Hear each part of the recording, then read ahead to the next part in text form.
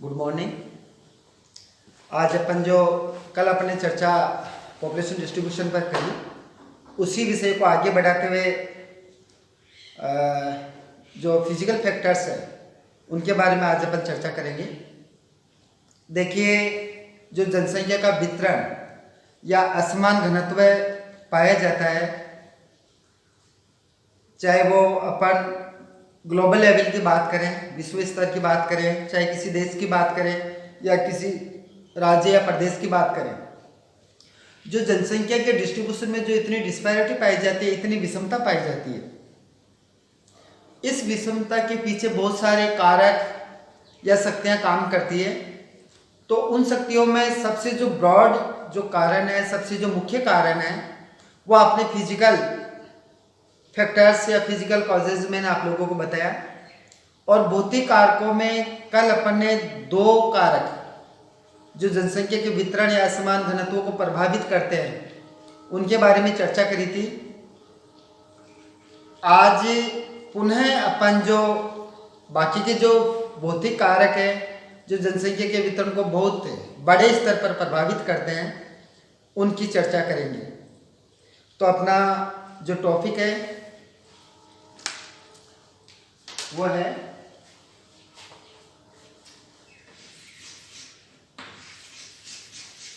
Causes और factors affecting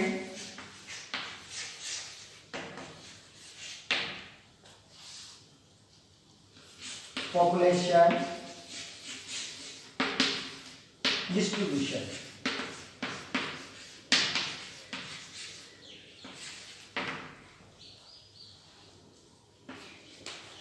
जो जनसंख्या वितरण को जो कारक प्रभावित करते हैं उनमें अपन जो चर्चा करेंगे वह है कौन से कारक हैं। जो सबसे मेन कारक है वह है physical factors. Physical factors, physical factors में सबसे पहले अपन बात करेंगे टेरेन की। टेरेन का मतलब होता है पृथ्वी का धरातल या भूमि की बनावट। तो देखिए, जिस प्रकार जलवायु जनसंख्या के वितरण को बहुत अधिक प्रभावित करती है, या अपन को कह सकते हैं कि भौतिक कारकों में सर्वाधिक जो जनसंख्या के वितरण को जो प्रभावित करने वाला कारक है वो जलवायु है। लेकिन जलवायु के अलावा भी बहुत सारे कारक हैं जो जनसंख्या के वितरण को प्रभावित करते हैं। उनमें एक मुख्य कारक है या कारण है भूमि की बनावट या धरातल का स्वरूप। देखिए, आप लोगों ने देखा होगा कि जो पृथ्वी का धरातल है उसकी जो संरचना है, उसकी जो बनावट है वो असमान है। पृथ्वी के किन्हीं स्थलखंडों पर पर्वत पाए जाते हैं, किन्हीं स्थलीय भागों पर मैदान पाए जाते हैं, किन्हीं पर्वतीय स्थलों पर पठार पाए जाते हैं। तो इस प्रकार जो विभिन्न प्रकार की जो टोपोग्राफी है, भू आकृतियां हैं, पर्वत, पठार, मैदान, घाटियां, ये पृथ्वी के धरातल पर फैली हुई है। तो इस प्रकार पृथ्वी के धरातल की जो बनावट है, मतलब पर्वत, पठार, मैदान है, उनकी उपस्थिति का जनसंख्या के वितरण या जनसंख्या के घनत्व पर बहुत अधिक प्रभाव पड़ता है। अपन अगर विश्व स्तर की बात करें, ग्लोबल लेवल की बात करें, तो देखिए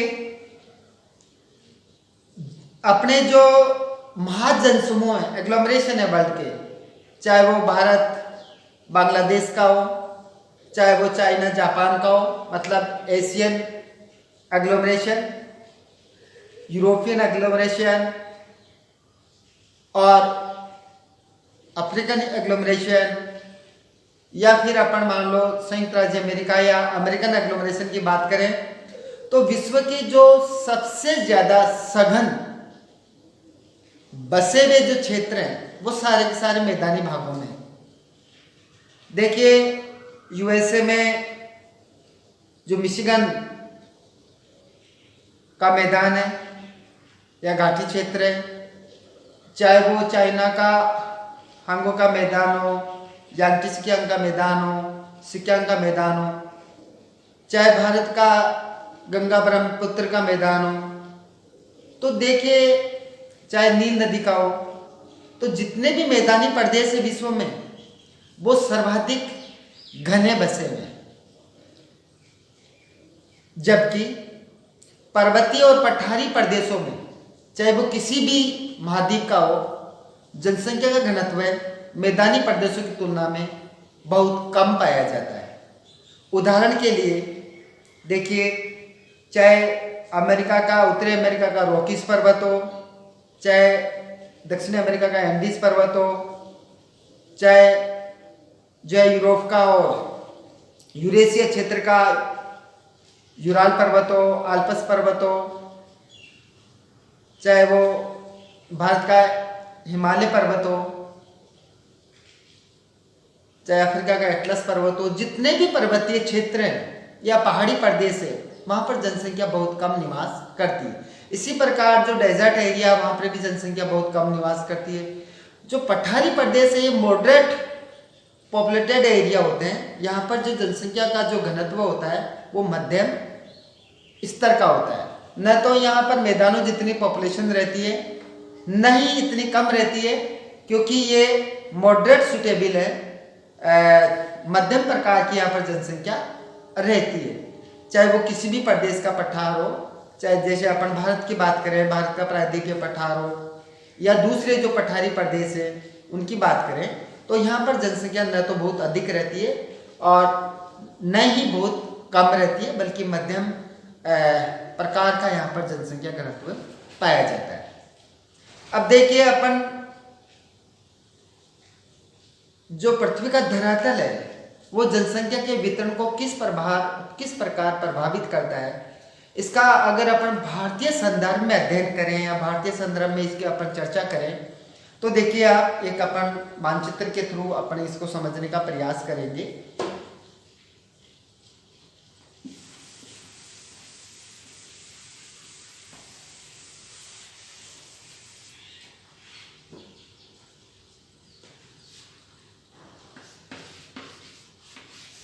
Influences of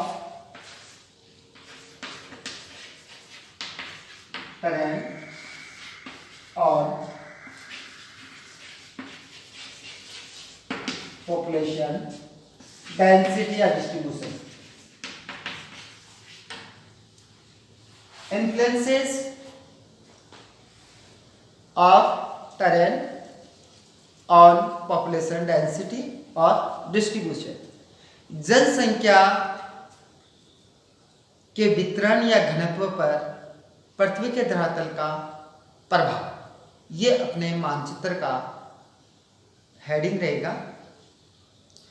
अब अपन क्या करते हैं, भारत का मानचित्र बनाते हैं, उसके अंदर अपन जो है पृथ्वी के धरातल का के प्रभाव का अध्ययन करते हैं या चर्चा करते हैं।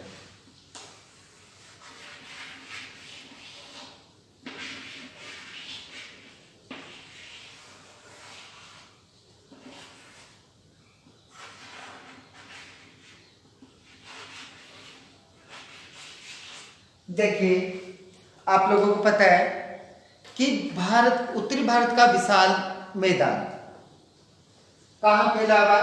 देखिए ये जो क्षेत्र है यहाँ पर उत्तरी भारत का विशाल मैदान फैला हुआ।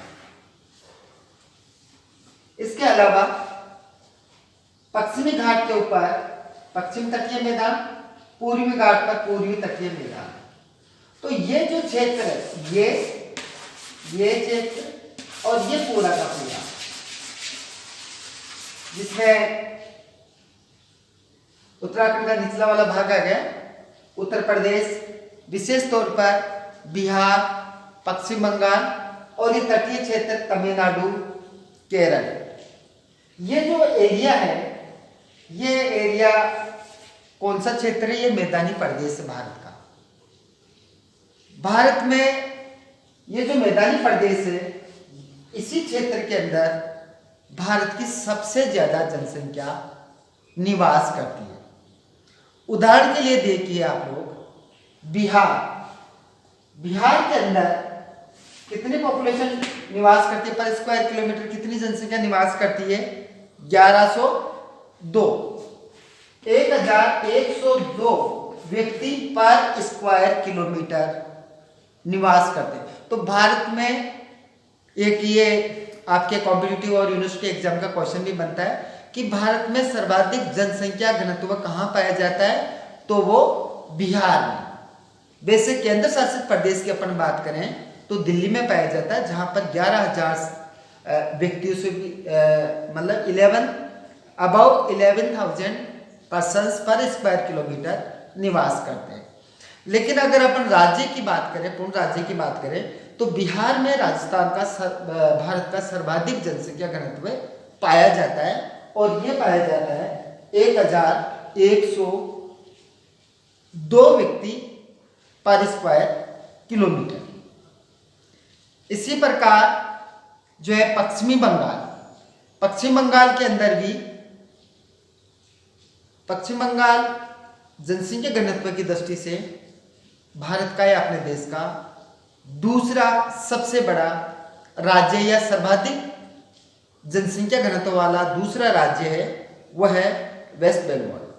वेस्ट बंगाल के अंदर 1029 कितना पॉपुलेशन डेंसिटी पाई जाती है? 1029 पर्सन्स पर स्क्वायर किलोमीटर।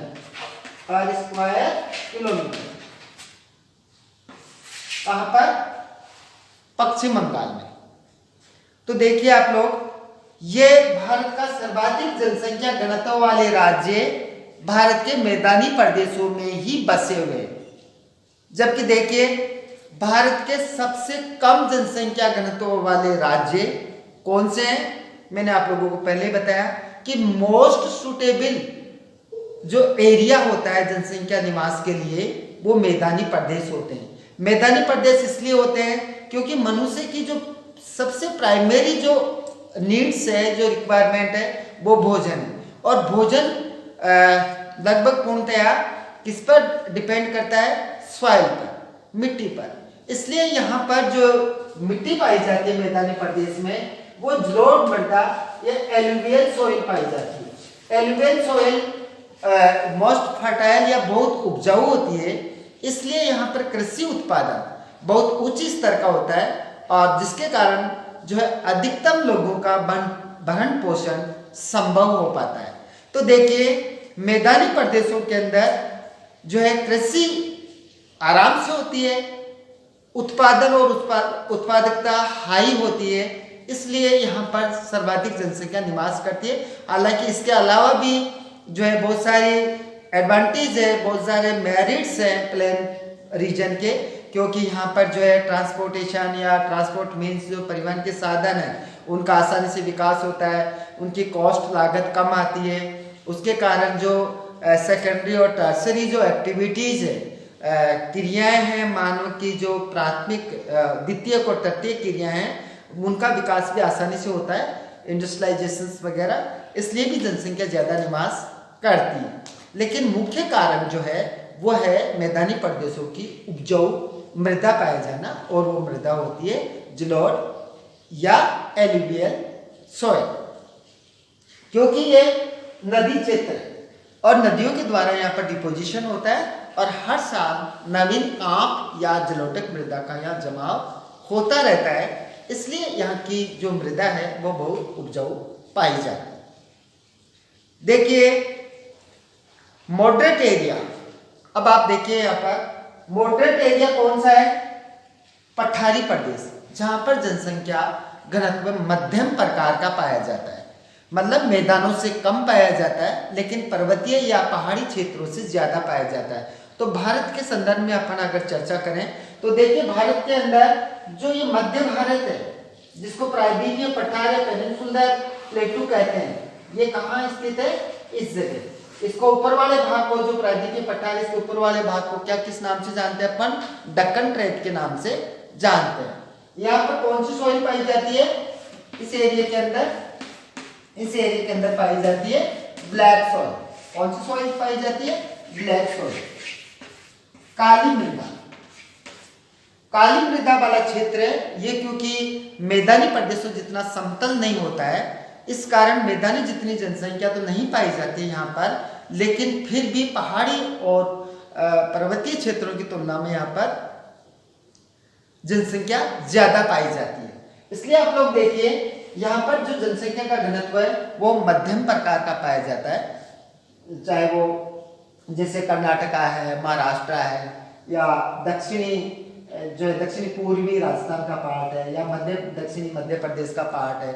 जो ये पठारी भाग है ये वाला, यहाँ पर जो है ये क्या नाम, दक्कन ट्रैक्ट मान लो इसका, या नीचे वाला जो कर्नाटक वाला पोर्शन मान लो, यहाँ पर मध्यम प्रकार की जनसंख्या घनत्व पाया जाता है। लेकिन देखिए सबसे ज्यादा जो विषम परिस्थितियां पाई जाती है मनुष्य के निवास के लिए, वो पहाड़ी और पठारी क्षेत्रों में पाई जाती है।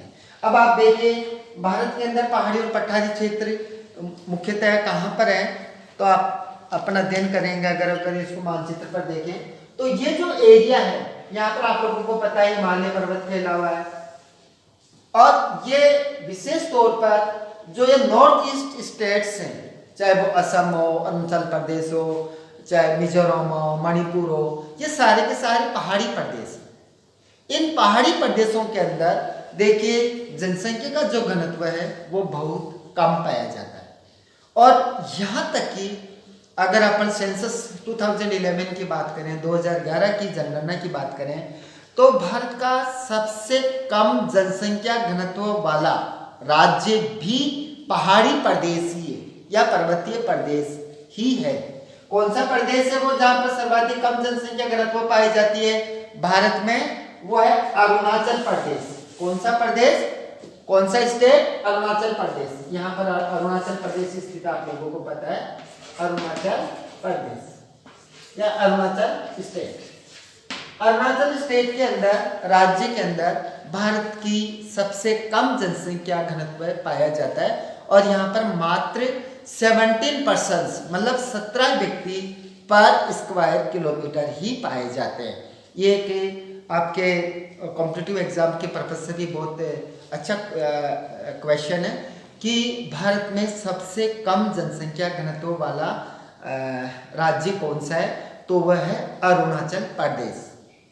यहाँ कितनी जनसंख्या घनत्व पाया जाता है? 17 व्यक्ति मतलब 17 व्यक्ति पर स्क्वायर किलोमीटर, प्रति वर्ग किलोमीटर में यहाँ पर 17 व्यक्ति या 17% रहते हैं।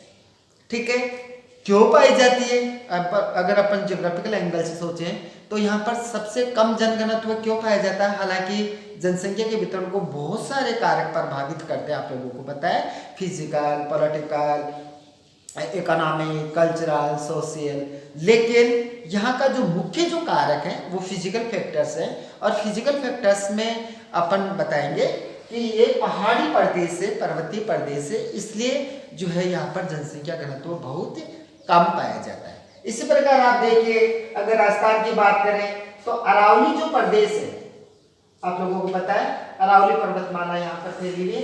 अरावली जो प्रदेश है, अरावली प्रदेश के अंदर भी जनसंख्या का घनत्व बहुत कम पाया जाता है, क्योंकि एक पहाड़ी प्रदेश है इसलिए यहाँ पर जनसंख्या घनत्व कम पाया जाता है।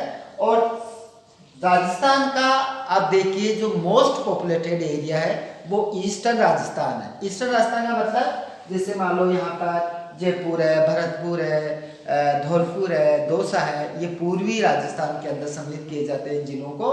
तो देखिए राजस्थान का सर्वाधिक जो जनसंख्या घनत्व पाया जाता है वो कहाँ पाया जाता है? जयपुर में पाया जाता है। और जयपुर के अंदर जो है 595 पर स्क्वायर किलोमीटर निवास करते हैं।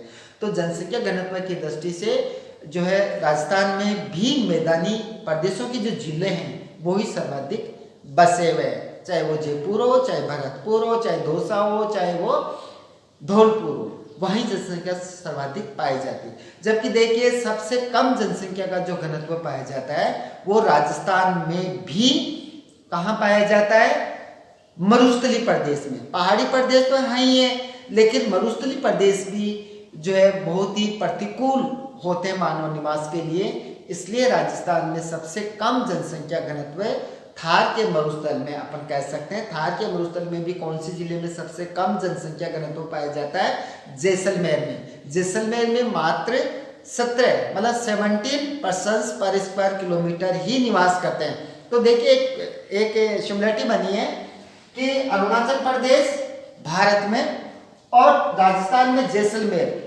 ये दो, राजस्थान की बात करें तो जैसलमेर जिला और भारत की बात करें तो अरुणाचल प्रदेश, इन दोनों में सबसे कम जनसंख्या घनत्व पाया जाता है और दोनों में 17 व्यक्ति मतलब 17% पर स्क्वायर किलोमीटर दोनों में ही पाए जाते हैं। ये एक इन दोनों में सिमिलरिटी आपके याद रखने की दृष्टि से। दूसरा जो अपन बात करेंगे वह है स्वयं मृदा। देखिए फिजिकल कारकों के अंदर अपन लोकेशन, जोग्राफिकल भौगोलिक अवस्थिति कि कोई भी प्रदेश या देश कौन से अक्षांश और देशांत रेखाओं में फैला हुआ है, इसका प्रभाव जनसंख्या के निवास पर बहुत अधिक पड़ता है, ये अपन ने समझा।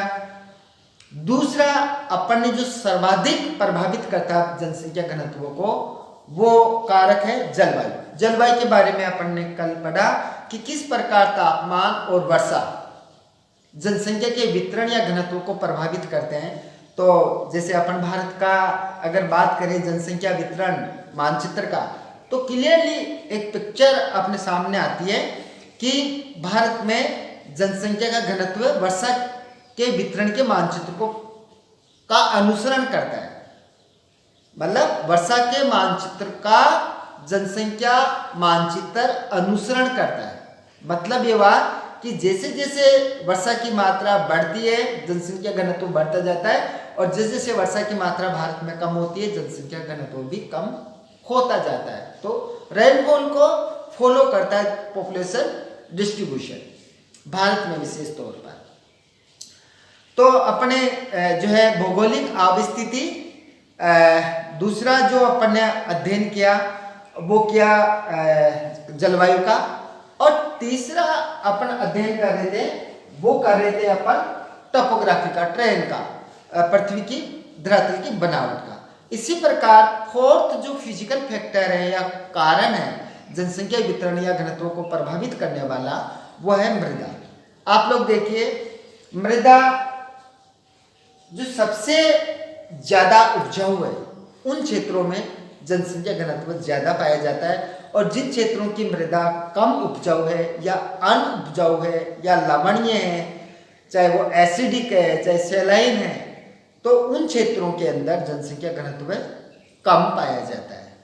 अगर अपन भारत से उदाहरण लें तो देखिए यहाँ पर जलोढ़ मृदा पाई जाती है। तो ये प्रदेश चाहे वो यूपी हो, चाहे पंजाब, हरियाणा, चाहे आप ये बिहार हो, पश्चिम बंगाल हो, चाहे वो आंध्र प्रदेश हो, चाहे तमिलनाडु हो, चाहे इधर केरल हो, यहाँ पर जो है मैदानी प्रदेश पाया जाता है। यहाँ पर तटीय मैदानी प्रदेश कोस्टल प्लेन पाया जाता है। यहाँ पर नदियों के द्वारा निर्मित मैदान पाए जाते हैं, उत्तरी भारत का मैदान जिसको अपन कहते हैं। तो यहाँ पर देखिए आप जनसंख्या घनत्व ज्यादा पाया जाता है, क्योंकि यहाँ पर जलोढ़ मृदा पाई जाती है। दोमट मृदा भी, जलोढ़ मृदा जितनी उपजाऊ नहीं होती लेकिन फिर भी ये उपजाऊ किस्म की मृदा होती है, इसलिए काली मृदा वाले क्षेत्रों में भी जनसंख्या घनत्व अच्छा पाया जाता है, और यहाँ पर मध्यम प्रकार का जो है जनसंख्या घनत्व पाया जाता है। उदाहरण के लिए कर्नाटक, महाराष्ट्र वगैरह जो एरिया है यहाँ पर मध्यम जनसंख्या पाई जाती है। लेकिन जो मृदा अनउपजाऊ है, अनउपजाऊ मृदा कौन सी होगी? या अम्लीय मृदा होगी, या क्षारीय मृदा होगी, या रेतीली मृदा होगी, या फिर जो है पर्वतीय या पहाड़ी मृदा होगी।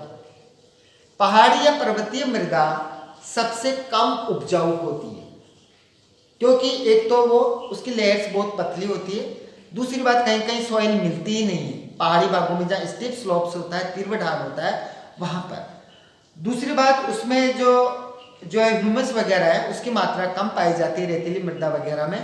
तो देखिए भारत का अगर आप अध्ययन करें तो इन पहाड़ी प्रदेशों की मृदा इतनी उपजाऊ नहीं है। इसके अलावा जो राजस्थान का जो पश्चिमी प्रदेश है यहाँ पर रेतीली मृदा पाई जाती है। इसी प्रकार जो गुजरात वाला पार्ट है, विशेष तौर पर जो है वेस्टर्न गुजरात है, यहाँ पर जो है मृदा जो उपजाऊ नहीं पाई जाती है, लवणीय पाई जाती है। और यहाँ देखिए आप लोग मतलब चिल्का झील के आसपास देख लीजिए या फिर आप जो है नहरी क्षेत्र के अंदर देख लीजिए। विशेष तौर पर यहाँ पर वाटर लॉगिंग की प्रॉब्लम जहाँ पर हो जाती है वो क्षेत्र देख लीजिए, जल प्लावन की समस्या जिसे कहते हैं वो क्षेत्र देख लीजिए, तो वहाँ जनसंख्या घनत्व में बहुत कम पाया जाता है। तो किस प्रकार जो है आप मानचित्र बना सकते हैं। दूसरा, इन्फ्लुएंसेस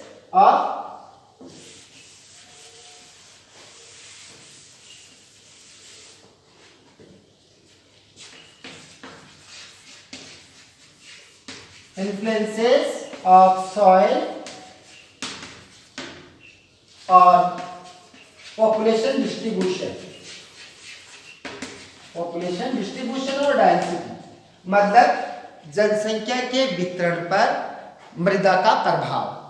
तो आप भारत का मानचित्र बनाइए और भारत के मानचित्र के अंदर आप दर्शाइए ये एरिया जो है, ये एरिया देखिए भारत का, यहाँ पर एलुवियल सॉइल पाई जाती है, मोस्ट डेंसल एरिया है, मोस्ट पॉपुलेटेड एरिया है, सर्वाधिक जनसंख्या घनत्व वाले प्रदेश यहाँ पर पाए जाते हैं।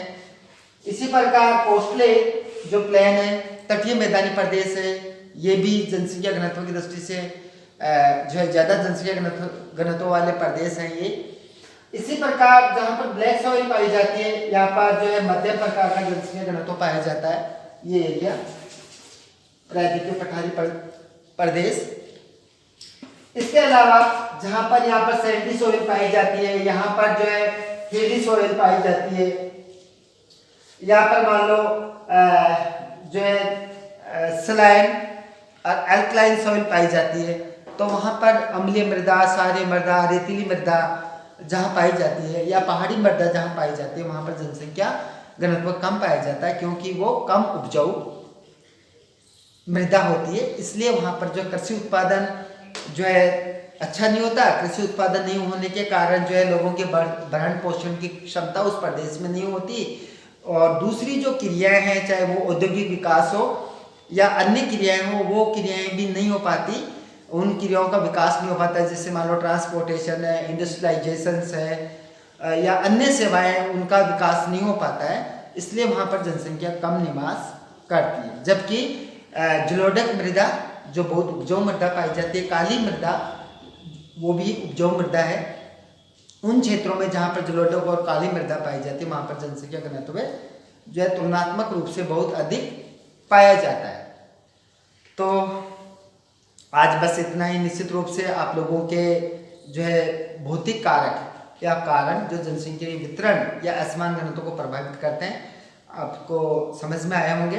बाकी का आप लोग जो है इनका एक्सप्लेनेशन आप एग्जाम वगैरह में करें या आप इनकी अपने घर बैठ के स्टडी करें, तो आप लोगों को प्रत्येक जो फैक्टर, उस फैक्टर का आप जो है पहले इंडिया का या वर्ल्ड का आउटलाइन मैप बनाएंगे, और उस मैप के ऊपर चाहे वो सॉइल के इम्पैक्ट हो, चाहे वो पृथ्वी की धरातल की बनावट के इम्पैक्ट हो, चाहे लोकेशन का इम्पैक्ट हो, सबको आप लोगों को थ्रू डायग्राम्स, थ्रू मैप्स आप लोगों को सीखना।